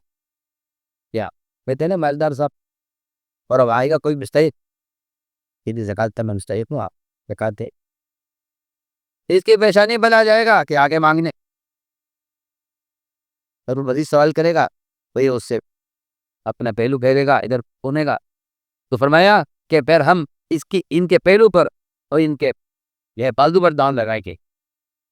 جانم کیا پھر جب وہ زیادہ اصرار کرے گا، قائل اور فقیر اور محتاج زیادہ سوال کرے گا، تو یہ ایماندار اس سے پیٹ پھیر کے چل گیا، اٹھ کے چل دے گا. فرمایا کہ پھر ان کی پیٹ کو داغا جائے. یہ تین داغ جو ہیں اس کی ترتیب قرآن یہ رکھی ہے. جہنم فتقوا بها جباههم وجنوبهم وظهورهم هذا ما كنتم لانفسكم. یہ تم نے جو مال جمع کر کے رکھا ہے اور اس کی زکات لی دی ہے، یہ مال تمہارے پیٹ پر داغ لگایا جائے گا. اس میرے دوستوں اچھا زکات مال کی حفاظت کے لیے بھی ہے، مال کی برکت کے لیے بھی ہے. بشر دیا کہ مسلمان مستحق کو زکات کو پہنچائے. وہ خان کی ادا سے کرو. آج کل لوگ زکات دینے والوں کو کہ ایماندار ہیں، تاجر ہیں، فرصتی نہیں ہے مستحق کو تلاش کرنے. عمر رضی اللہ تعالیٰ عنہ اچانک کسی گھر سے کھانا منگوا دیا کرتے، اچانک جاؤ فلاں کے گھر میں جاؤ، کھانا لے کے آؤ میرے لیے، دیکھنے کے لیے کہ اس کے گھر کو مدد کی ضرورت ہے یا تربیت کی ضرورت. کھانا اگر عمدہ ہوا بڑھیا تو ضرورت سے زیادہ اچھا ہوا تو تربیت کی ضرورت ہے، اور اگر ان کے یہاں کھانا ضرورت سے بھی گھٹیا ہوا ان کی مدد کی ضرورت ہے. اسی گھر کا حال معلوم کرنے کے لیے اچانک کھانا منگوا لیا کرتے.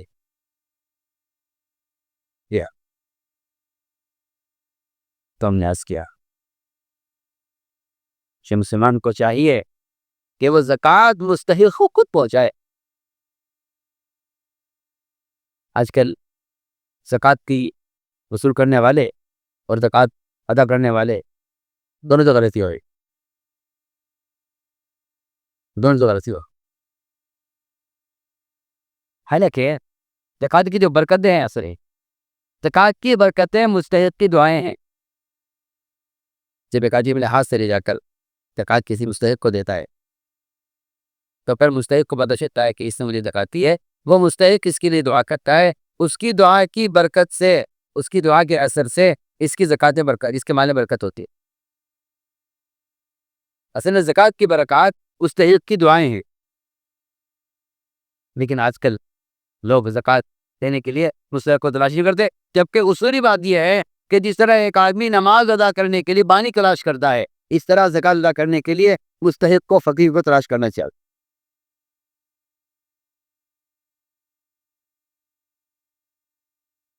وہ بیچارہ سفیر تلاش کرتا ہے یا کچھ صاحب حساب ہوتا ہے، اور مستحق اور مزکی کو تلاش کرنے کی اور وصول کرنے کی کمیشن دے دیتا ہے۔ جی ہاں،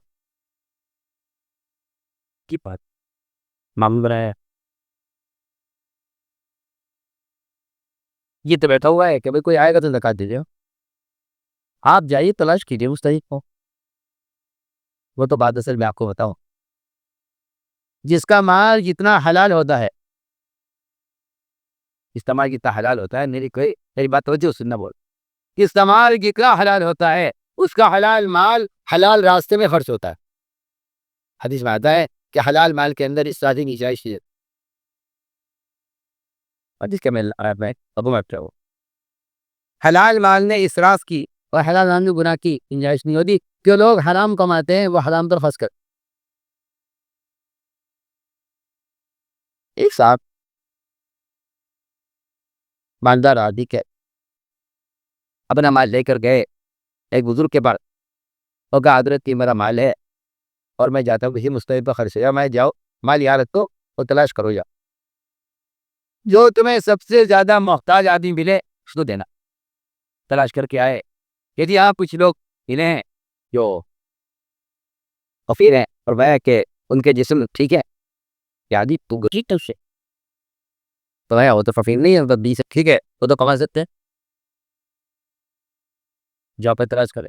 پھر تلاش کرنے نکلا، پھر جا کے دیکھا ایک جگہ کچھ لوگ پڑے ہوئے تھے، کسی کا ہاں یاد کٹا ہوا، کسی کی تان کٹی ہوئی، کسی کا یاد کٹا ہوا، معلوم کہ جی ان سے زیادہ مستحق تو کوئی نہیں ہو سکتا۔ وہ آیا کہ جی بہت مستحق لوگ مل گئے ہیں، اور کسی کا ہاتھ کٹا ہوا ہے، کسی کے پیر کٹے ہوئے ہیں، وہ کچھ کر بھی نہیں سکتے بیچارے، ایسے مستحق لوگ ہیں، آپ اجازت دیں میں اپنے مال تو خرچ کر دوں۔ حضرت نے فرمایا یہ دیکھو ٹھیک ہے، مگر تم یہ دیکھو تمہارا مال بھی ٹھیک ہے نا؟ اب وہ خاموش، بھائی مال تو حلال ہے نا، سودی کاروبار تو نہیں کرتے؟ اب کوئی جواب نہیں۔ میں نے بھائی اب ٹھیک ہے، اگر مستحق نظر آئے جاؤ کر دو خرچ۔ وہ گیا اور جا کے وہ مال انہیں دے دیا، سے کہ واپس آیا، اس کے بعد اس کو اتایا آدھی رات کو، اٹھو جاؤ دیکھو تمہارے مال سے کیا ہو رہا ہے، وہیں جاؤ تو مال دے کیا ہے۔ وہاں گیا تو دیکھا تو اور بھی بہت سارے معذور جمع تھے سارے، اور وہ سب شراب پی رہے تھے اس کے پیسے سے، اور گالی گا رہے تھے۔ دیکھ کے پریشان ہو گیا کہ میرے والدے کیا ہو رہا ہے۔ ہاں سنو توجہ سے، وہ تو مال جس راستے سے آتا ہے اسی راستے پر خرچ ہوتا، اصولی بات، جہاں سے آیا وہی جائے گا، کہاں سے آیا وہاں جائے۔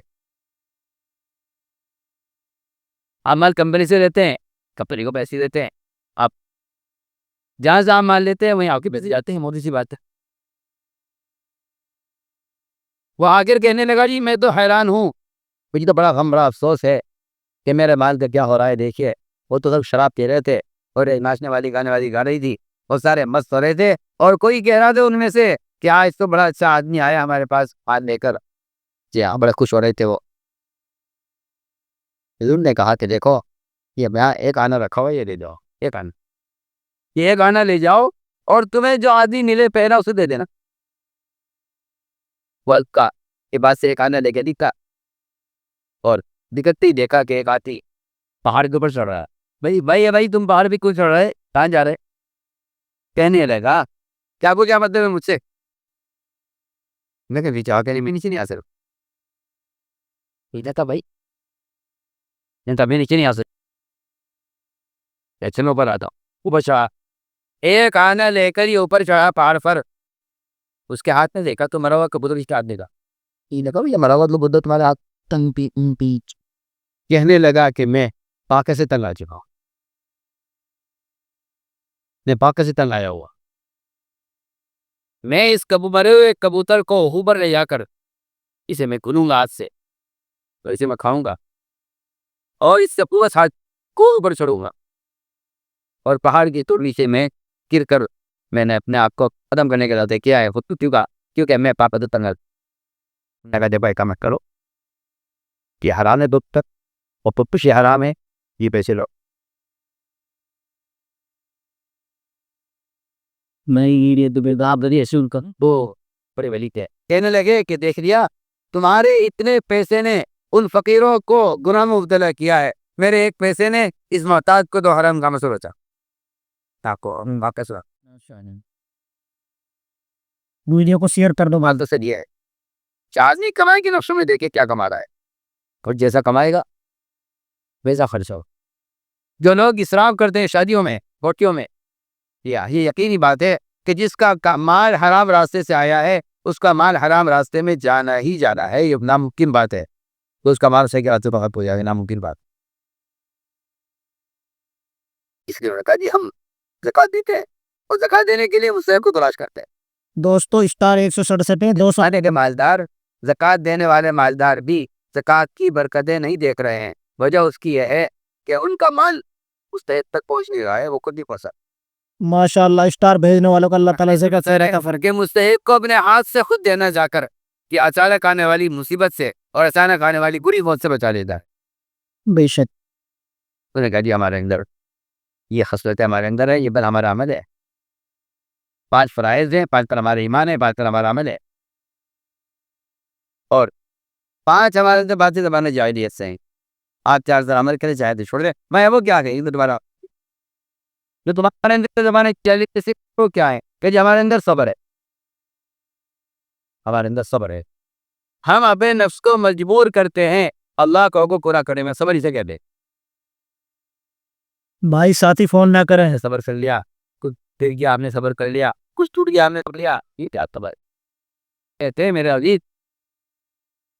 صبر شکایت کرنے کو نہیں کہتے، صبر کہتے ہیں حکم پر جمنے کو. صبر کہتے ہیں حکم پر جو، صبر کہتے ہیں حکم پر جمنے کو. شکایت دی کیجیے ہم نے تو صبر پہ کیا کہ صبر کہتے ہیں حکم پر جمنے کو. ہمیں صبر ہے، ہمیں شکر ہے، اور ہمارے اندر صفت یہ ہے اگر ہمارے جو کوئی مصیبت آتی ہے ہم اس سے خوش نہیں ہوتے. ایک صفت ہمارے اندر یہ ہے کہ ہم اللہ کے ہر فیصلے سے راضی رہتے ہیں، اور ایک ہمارے اندر صفت یہ ہے کہ ہم جس بات کو طے کرنے سے اس پر اڑ جاتے ہیں، جم جاتے ہیں، ہم میدان چھوڑ کے پیچھے نہیں ہٹتے. آپ نے یہ بات سن کر فرمایا کہ یہ سب فقہا ہیں، ادبا ہیں. فرمایا قریب دے کے سب نکی ہو جاتے، قریب دے کے سب کے سب نکی ہوگا. میرا عزیز دوستوں میں شروع سے عرض کر رہا ہوں کہ ایمان تو وہ ہے جو آدمی کے فریے سے، عبادت سے، معاملات سے، معاشرے سے نظر آئے اس کو ایمان کہا جائے گا. یہ فری ہے کہ آدمی چیزیں کر کے سمجھے کہ یہ ایمان ہے. کہ ہمیں پورے دین بنانا ہے. یہ پورا نا یہ آپ سے دوبارہ عرض کرتا ہوں کہ خدا کے لیے اپنے بدن اپنے حلیے کو سنت پر لاؤ تاکہ مسلمان نظر آؤ. کوئی گنجائش نہیں ہے کہ آدمی یہ ہے پالوتا یا ماحول کا بہانہ کر کے سنت چھوڑ دے. مجھے ایسا سوال ہے، میرے کام کا مقصد یہ ہے سنت ہے. یہ پورا مجمع آج اس بات سب عزم کر لے اور پورا مجمع توبہ کر لے اس بات سے کہ انشاءاللہ آج کے بعد ہمارا حلیہ اور ہماری شکل محمد صلی اللہ علیہ وسلم کے لباس اور حلیہ کے مطابق ہو انشاءاللہ. پورا بل جائے ذات. آپ بھی عزم کرو بھائی. اللہ تعالیٰ کی لعنت ہے اس وقت پر جو غیر مسلم کی شکل جو اس کا حلیہ اختیار کرے. ایسا مسلمان کافر کی طرح اللہ کا دشمن ہو جائے گا. آپ اللہ کے دشمن ہو کر کیا کہہ دے گے اللہ سے؟ سوچے تھے بے شک. کیا کہہ دے. دوستو پیج کو فالو کر لو. بانے کا کتنا پھیلانے والے لوگ ہیں جو کہتے ہیں اسلام کا یہ بات نہیں ہے. یہ کتنے پسند کرو، یہ کوئی تحقیق نہیں ہے. یہ بیچارے یہ یہود و نصارہ کے بٹھو ہیں، اور یہ ان کے یہ ان کا عملہ ہے کہ مسلمانوں کو گمراہ کرنا ہے کہ اگر اسلام کو بات یہ بالکل فضول تجارت. محمد صلی اللہ علیہ وسلم نماز روزے کرائے ہیں. آپ کے حلیے کو دیکھ کر دور سے لے کر تازہ ڈاکوں نے یمن جاتی معلوم ہوتا ہے. یہ آپ کا حلیہ یمن حلیہ تھا. اس لیے میرے دوستوں سے لو پورا مجمع عزم کرے کہ انشاءاللہ ہمیں پورے دین کو عمل میں لانا ہے. انشاءاللہ پورے دن وہاں پہ ہے، پورے دن کے لانے کے لیے پورے دن کی دعوت، اور پورے دن کی دعوت کے لیے اصل نقل و حرکت ہے. اصل پروف ٹھیک ہے. میں بہتر اللہ سے یاد کرتا ہوں کہ اگر آپ اسلام کو لے کر پھریں گے نہیں، یا پھر عمل اسلام پیش کرنے کی کوئی شکل نہیں، عمل اسلام پیش کرنے کی خدا کی قسم کوئی شکل نہیں ہے، کوئی شکل نہیں ہے. ریت آپ پیش کیا جائے اللہ تعالیٰ تیرا خروج اور نقل بھی جہمیت ہے اور فرضیت ہے، اور اس کو چھوڑنے پر جو عذاب کی دھمکیاں ہیں بڑی آپ پرانے صاحب کا ہے، بار بار ہے. اگر نہیں نکلو گے اللہ کے راستے میں تو اللہ تمہیں عذاب دے گے. میں کہتا ہوں کہ اگر اسلام کو پیش کرنے کا کوئی اور ذریعہ ہوتا نقل و حرکت کے علاوہ تو پھر شروع میں کیر ہونے پر عذاب کی دھمکیاں نہ ہوتی. قرآن بھرا پڑھائی. آپ سوچئے نماز چھوڑنے پر اللہ برا، اللہ اللہ اللہ اقامت دین کے لیے ہے. یہ نکلنا اقامت دین کے لیے ہے، نکلنا دین کے نصرت کے لیے ہے، نکلنا اتحاد کو روکنے کے لیے ہے، نکلنا امت کو جہالت سے نکالنے کے لیے ہے. نکلنے کے مقاصد تو بہت اعلیٰ ہے اور مستقل ہے. کتاب اپنی جگہ فرض ہے، اس کی برکت جو کوئی شبہ نہیں ہے، لیکن وہ ایک عارض ہے کہ اثر پیش نہیں آیا.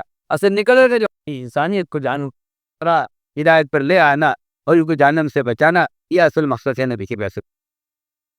اس لیے میرے دوستو فون مت کرو بھائی کے ناز سے میں نکلنے میں دیر اور تاخیر یہ اللہ کی ناراضگی کا سبب.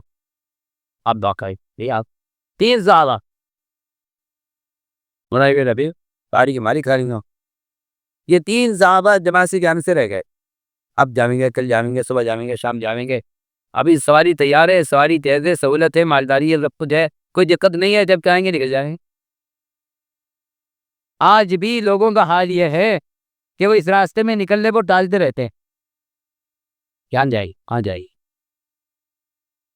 جب کیا وہ کلی اس راستے میں نکلنے بھی صرف انکار سے کوئی نہیں کہتا. انکار تو منافق کرتا تھا، صرف کافی کرتا تھا، منافق کرتا تھا. یہ کفار منافقین کہتے تھے کہ محمد آپ اپنی بات کریں کہ پڑھتے کیوں ہیں، آپ کا دین بہت اچھا ہے، آپ کا دین بہت اچھا ہے، ہم مانتے ہیں، آپ بہت اچھی بات کرتے ہیں، لیکن آپ اس جگہ بیٹھ جائیں زبین سکھراؤں گا آپ کے پاس آئے گا. یہ کاری مناسب تیرے پاس ہے. سوچے کوئی مسلمان سے کسی مسائل ثابت نہیں ہے، کسی صحابی سے بات ثابت نہیں ہے کہ نکلنے کیا ضرورت ہے. ان 3 آدمیوں سے غلطی ہو گئی. یہ نکلنے میں تو یہ بات نہیں کرنے نکلیں گے، پڑھتے نکلیں گے، وہ پڑھتے ہیں.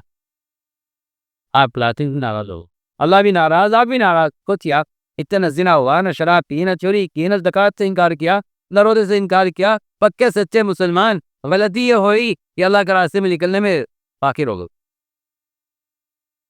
50 رات ان کا بائیکاٹ ہوا پورے مدینے میں. عید سلام کلام مت ہو دیا. کوئی کہ دوستو 27 اکتوبر کو کل اوپر سے بوا ہے. یہ کہیں کہ یہ تو کدال کے فضائل ہیں اور یہ تو کدال کے زمانے کے قصے ہیں، اور مجھے ان کی رائے پر مجھے حیرت ہوتی. تو کیا انشاءاللہ دعا بھی لائیو چلائیں گے اور 3 دن تک بیان لائیو چلے گا. آپ پیج کو فالو کر لو. تعلیم دی ہے. نکلنے کی غرض عملی اسلام پیش کرنا ہے. نکلنے کی غرض ہر جگہ علم اور عمل کا ماحول بنانا ہی نکلنے کی غرض ہے. اگر آپ نے اس نکلنے میں تعقیب کی ہے تو اللہ تمہاری عصا کا محفوظ چھپا ہوا ہے. اس راستے میں نکلنے میں کوتاہی کرنا اللہ کے عذاب کو واجب کر دیتا ہے. اس سے ادب کیا اکثر عذاب عادی ہو، اللہ کا عذاب عادی ہو جاتا. سوچیا آپ کہتے ہیں نا آپ پہلے نکلنے کا ضروری ہے، جبکہ قرآن کہہ رہا ہے اللہ تنصروا یعذبکم عذابا علیما. نکلو گے تو اللہ تمہیں دردناک عذاب دے گا. اور تمہیں ادا کر اللہ تعالیٰ دوسروں کو لائیں گے تمہاری جگہ. یا تبدیل قوم غیر تو ادا کر دوسروں کو لا. سو کیا قرآن نے ہے وانفقوا فی سبیل اللہ ولا تلقوا بایدیکم الی التہلکہ. اللہ کے راستے میں مال خرچ کرنے میں، اللہ کے راستے میں نکلنے میں دیر مت کرو. یہ میں آیت کا ترجمہ اس طرح کر رہا ہوں. اللہ کے راستے میں نکلنے میں دیر مت کرو اور اللہ کے راستے میں مال خرچ کرنے میں کبھی مت کرو، ورنہ اپنے آپ کو حالات بتا رہے ہیں. یہ آیت نازل بھائی نہ اس سے قتال مراد ہے، نہ اس سے حج مراد ہے، نہیں سے زکوٰۃ مراد، نہیں سے بیوہ پر یوٹیوبر مال پرسری کریں گے، یہ بھی مراد نہیں بہت کام کی بات آپ کی طرح. قرآن میں ہے اللہ کے راستے میں نکلنے پر بہت پیغام آتا ہے کہ ایک آدمی زکوٰۃ صحیح ادا کرتا ہے اور اس کے ذمہ جو واجب خرچ ہے ہم نے بیوی کا بچوں کا وہ پورا ادا کر، حج بھی کر لیتا ہے، یہ بھی ایک فریضہ ہے، زکوٰۃ دیتا ہے وقت پر، حج کیا ہوا ہے، بھی بچوں کے ذمہ جو خرچ اس کے ذمہ واجب ہے وہ ادا کر رہا ہے. اس کے علاوہ کوئی نفلی صدقہ نہیں کرتا. لیکن ایسا آدمی جنت میں سیدھا جائے گا، اس سے کوئی سوال نہیں، کوئی حساب نہیں. بھائی میرا نمبر نہیں آپ بھائی فون نہیں کرو پلیز. ادا کراتے میں اگر خرچ نہیں کرو گے اپنے ہاتھوں اپنے آپ کو ہلاکت میں ڈال دو. میری بات بہت توجہ چاہتی ہیں، علماء بھی کہہ رہا بڑھیا ہے. اس آیت کا شان نزول غور انصار میں سے انہوں نے یہ طے کیا، آپ ایک مشورہ کیا بس کہ بھئی دیکھو اب اسلام کھل چکا ہے، مسلمان زیادہ ہو گئے اور مسلمانوں میں بھی پرانے ان تو کی مدد کرنے والے وہ بھی کافی ہو گئے ہیں. اور آگے کہتے ہیں کہ اب کوئی جنگ بھی ہونے والی نہیں ہے، اب قتال کی اور کوئی ہونے والا نہیں ہے. وہ لوگ سمجھتے ہیں کہ بھئی وہ تو قتال کے مواقع ہیں نکلنے کی اہمیت، قتال بھی ہونے والا نہیں ہے، ہتھیار رکھے جا چکے ہیں، جنگیں ختم ہو چکی ہیں، اسلام غالب آ چکا ہے، کفر ختم ہو چکا ہے. یہ ساری بات اڑ گئی. آگے یہ کہا کہ ہم نے یہ مشورہ کیا کہ ہم کچھ دن مدینہ منورہ میں رہیں گے، کیونکہ اب تک ہم پیتے رہے، اس سے قید یا سوکھ گئی ہیں، کاروبار بند ہو گئے ہیں، گھر کی کچھ تقاضے ہیں، اب تک ہم پیتے رہے اللہ کے نبی کے ساتھ. اب کیونکہ ہے اسلام مضبوط ہو گیا ہے اور ابھی کوئی امتدال بھی ہونے والا نہیں ہے، اب ہم نے اللہ کے رسول کی محبت کے ساتھ یہ سوچا ہے کہ کچھ دن مدینے میں رہیں گے، باہر نہیں نکلیں گے اور مقامی کام بھی کریں گے. سنا بہت مزے کی بات ہے، کچھ ایسے کی باتیں لکھی. ادھر یہ مسئلہ ہو رہا تھا، صحابہ تھے انصار، ادھر قرآن نازل ہو رہا. وہ جو قرآن نازل ہو رہا ہے اللہ فرما رہے وَأَنفِقُوا فِي سَبِيلِ اللَّهِ وَلَا تُلْقُوا بِأَيْدِيكُمْ إِلَى التَّهْلُكَةِ. اللہ کے راستے میں نکلنے پر مال خرچ کرنے میں کمی نہ کرو، ورنہ انہوں نے یہ پوری قدم زکوٰۃ نہیں دیکھے. یا انفاق کی سبیل اللہ سے عروج پر مال خرچ کرنا مراد ہے، تو یہ نہیں کہا تم زکوٰۃ نہیں دیں گے، حج نہیں کریں گے، یہ بچے پر خرچ نہیں کریں گے، بیوہ پر یتیم پر مسکینوں پر خرچ نہیں کریں گے، کیا ہم مسجد نہیں بنوائیں گے، بوئے نہیں کھدوائیں گے، کمبل تقسیم نہیں کریں گے سکیوں میں غربا کو، یا ہم فقیروں کے محتاجوں کے کام نہیں آئیں گے. انہوں نے ایسی کوئی بات نہیں کہی. انہوں نے تو یہ کہا تھا ہم کچھ دن مدینے میں رہنا چاہتے ہیں. سنیے آپ وہ کال کوئی کیا سنیے یہ واقعہ رہا، کچھ دن مدینے میں رہنا چاہتے ہیں، اب تک بکتے رہے ہم، آج تک ہم نے پلٹ کر بیوی کو بچوں کو گھر کے تقاضوں کو دیکھا نہیں ہے. دیکھیے ادھر یہ مشورہ ہو رہا تھا، تب قرآن دھمکی دے رہا تھا یہ تب کہ ہلکانا ہو رہا ہو بھائی تم تو بہت پرانے ہو، تم تو بہت پک چکے ہو اور اب تو اسلام کے پائے ہو چکا ہے، تم کچھ دن گھر میں رہو. قرآن یہ نہیں کہہ رہا، قرآن یہ کہہ رہا ہے اگر تم نے نکلنے میں دیر کر دی تو تم اپنے ہاتھ اپنے آپ کو ہلاکت میں ڈالو گے. یہ قرآن نے سب نازل ہوا جب انصار نے مدینے میں رہنے طے کیا. آپ اس پر غور کرو، اس لیے ہم بے تکلف کہتے ہیں، مالیات ساک کا محفوظ ہے. سمجھتے تھے اللہ اکبر، اس راستے میں نکلنے میں دیر کرنا اللہ کے عذاب کو دعوت دینا. بے شک.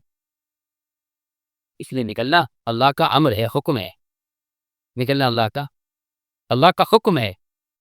ان شروع نکلو اللہ کے راستے، ہلکے ہو یا بجالو کسی کا علم نکلو.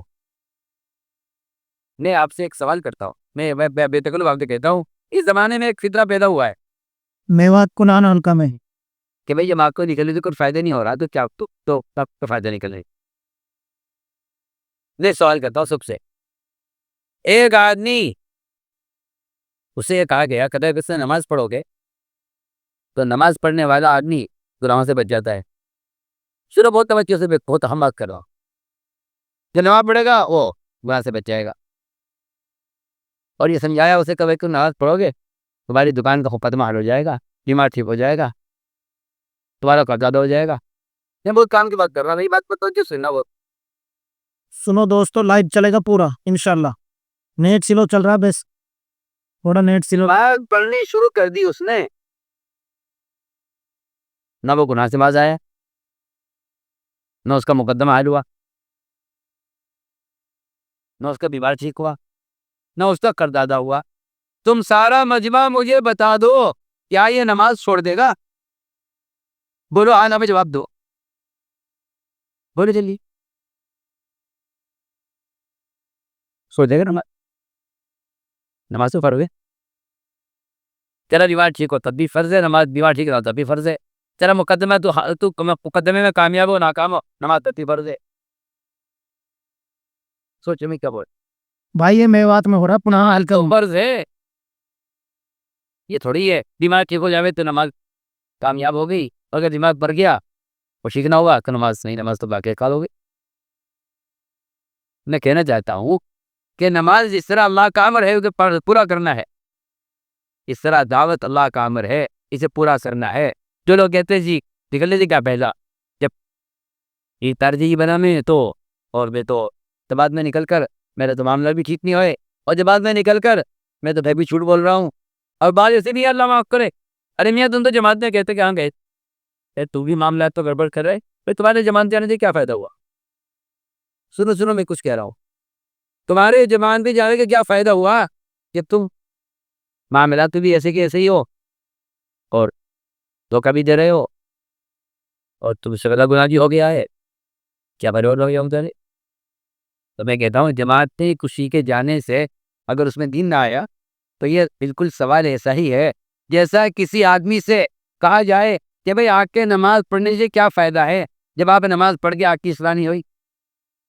نماز اللہ کا حکم ہے، اللہ ہدایت دے دے، اور اللہ کے راستے میں نکلا اللہ کا حکم ہے، اللہ ہدایت دے دے. سوچتے رہو وہیں بول رہا ہوں، بعض بیچارے ایسے جاہل ان پڑھ اور بے عقل لوگ ہیں جن کا خیال یہ ہے کہ کیا فائدہ پھر نہیں ہوتے.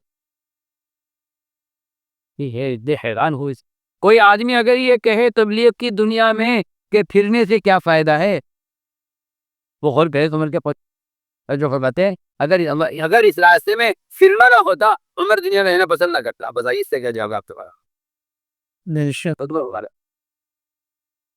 اگر پھرنا نہ ہوتا عمر دنیا میں رہنا پسند نہ کرتا. کیا صحابہ کو اس راستے سے پھرنے سے ایسی محبت تھی کہ اگر دنیا میں رہنا ہے تو فیلڈ کے لیے رہنا ہے، اور اگر فیلڈ نہیں ہے دنیا میں تو بس دنیا میں رہنے سے کیا فائدہ ہے؟